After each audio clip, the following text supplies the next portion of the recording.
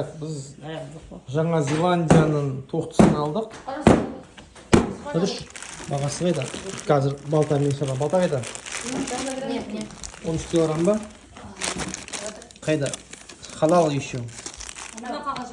Нома?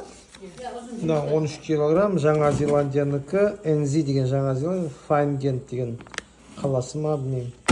Silverfern Farms. Компания Silverfern Farms. Распаковка қоя. Қой емес тоқты. Яғни Жаңа Зеландияның етін күнде жемейміз, соны қызық көріп. Мынандай балта сатып алдым жаңа. Да, балта гарантия на всю жизнь деп апан. 10 жылдан кейін бұзып қалса жаңасын береді екен. Тоқтыны роуны бөліп шықтық. Мынау екі аяғы, қабырғасы артында қолдарымен, сосын мынау бел омыртқа төртке бөлдік. Балтамен шаттым. Мынаны екі бөлмедің ба? Оны ма?